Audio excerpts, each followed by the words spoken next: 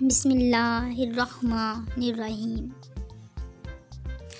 حضرت یونس علیہ السلام شہر نینوا میں پیغمبر بنا کر بھیجے گئے۔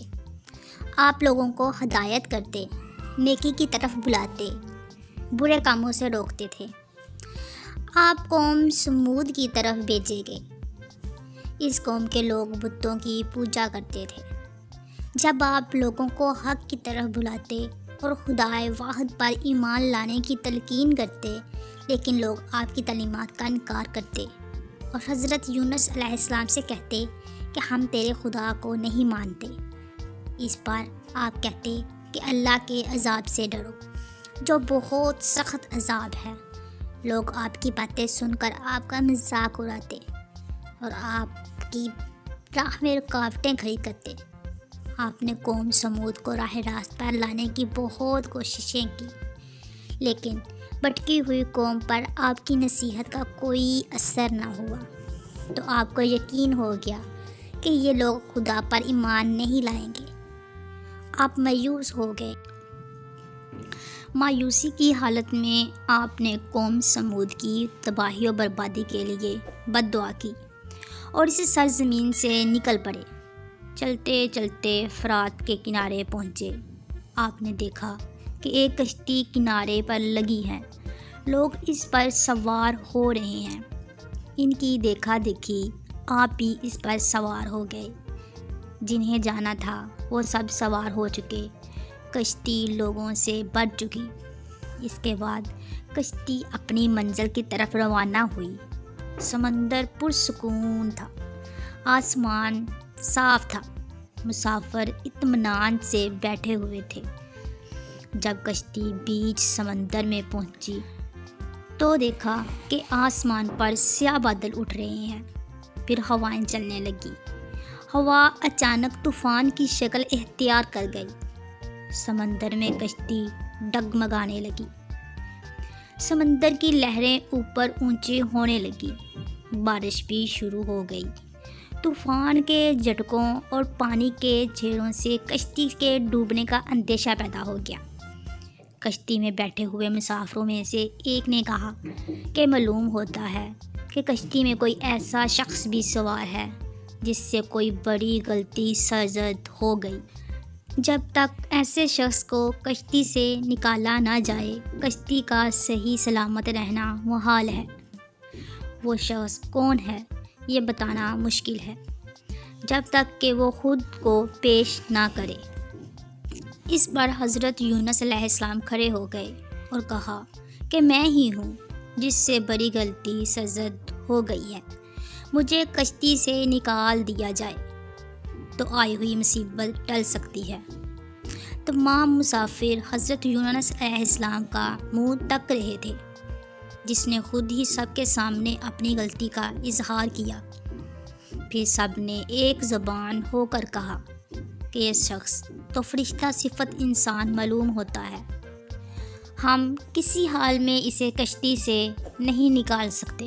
مسافروں میں سے ایک نے تجویز پیش کی کہ قرعہ اندازی کی جائے، جس کا نام پرچی میں نکلے وہی سزا کا مستحق ہوگا۔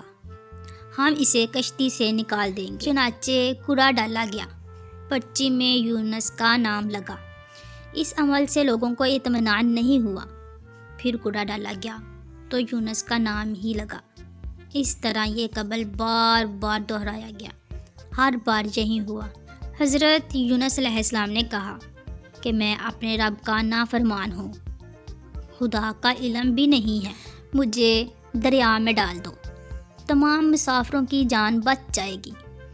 حضرت یونس علیہ السلام نے کشتی کے مسافروں سے اور ملات سے بار بار کہا کہ وہ حق سے چھلانگ لگانے کے لیے تیار ہیں، اس لیے کہ میں نے اللہ کے علم کا انتظار نہیں کیا۔ آخر کار کشتی کے مسافروں اور ملا نے مان لیا اور حضرت یونس علیہ السلام کو دریا میں پھینک دیا۔ دریا میں ایک مچھلی حضرت یونس علیہ السلام کی طرف بڑھی اور نگل لیا۔ اللہ نے مچھلی سے کہا کہ یہ تیری خوراک نہیں ہے، یہ تیرے پیٹ میں امانت ہے جسے واپس کرنا ہے۔ چنانچہ آپ مچھلی کے پیٹ میں اندھیرے میں رہے، اللہ کا ذکر کرتے رہے اور معافی طلب کرتے رہے۔ آپ پکار رہے تھے، اے اللہ، تیرے سوا کوئی عبادت کے لائق نہیں ہے، تو پاک ہے۔ بلا شبہ میں نے اپنے ہی نفس پر ظلم کیا، میں ظالموں میں سے ہوں۔ اللہ نے آپ کی پکار سن لی۔ آپ مچھلی کے پیٹ میں محفوظ رہے۔ مچھلی نے دریا کے کنارے اگل دیا۔ جب آپ مچھلی کے پیٹ سے باہر آئے تو بہت کمزور اور نڈال تھے۔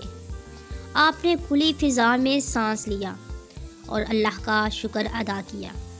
اللہ نے حضرت یونس علیہ السلام سے فرمایا، اگر تو مچھلی کے پیٹ میں میری پاکی بیان نہ کرتا تو نجات حاصل نہ کرتا۔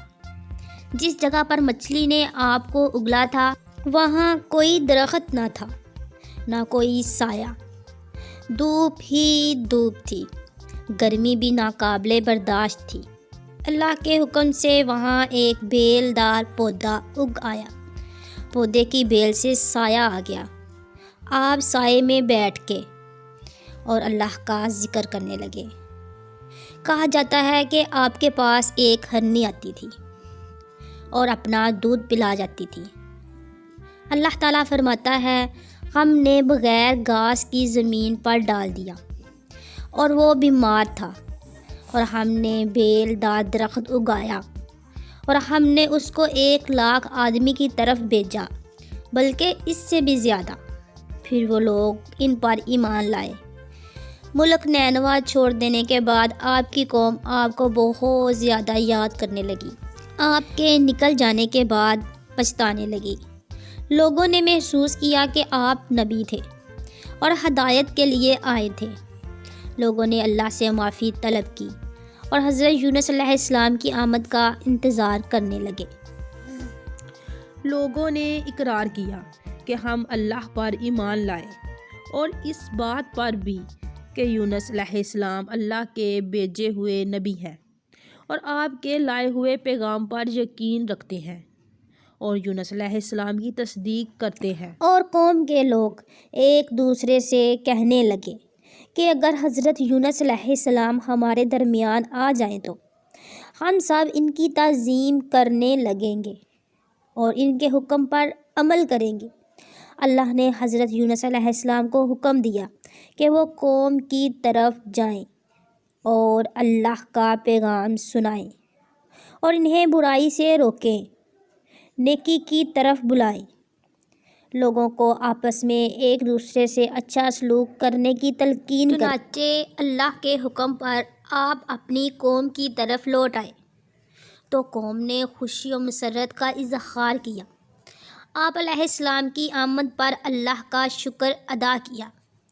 واپس آ کر حضرت یونس علیہ السلام نے تبلیغ شروع کر دی اور ہدایت دینے لگے کہ برے کاموں سے دور رہیں، ضرورت مندوں کی مدد کریں، بھوکوں کو کھانا کھلائیں، ننگوں کو کپڑا پہنائیں، کسی کے ساتھ برا سلوک نہ کریں۔